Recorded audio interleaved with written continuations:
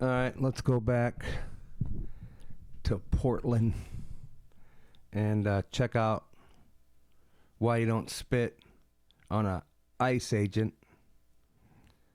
Let's check this out. Go back to the fucking South where you belong! Fuck you! You are protecting pedophiles! You are protecting... These ICE agents have all the patience in the world. I don't understand how they can sit there and just put up with that shit, but I guess they have to.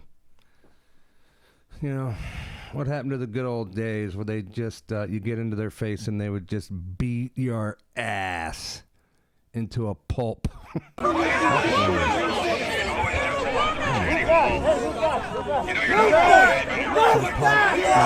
Tupac in the black hat. Watch him. He's going to spit on the ICE agent. You can't do that. Get out of our state! Get out of our state! Get out of here, bitch! Get out of our state! Ooh, watch, I played slow-mo douche. That was a big old wad of spit. And you fucked around, and now you're finding out. Guys, stop. Let's go! I guess he probably gets to go to prison. That's assault. He just assaulted a federal agent. And this soy boy, Antifa, idiot, whatever he is, I bet you he was real upset with all the J6ers getting pardoned by Trump. You know what I mean?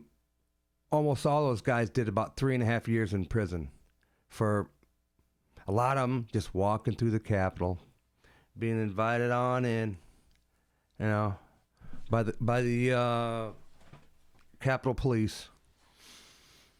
Very few people actually assaulted police officers, and the ones that did, well, they did 3.5 years in prison.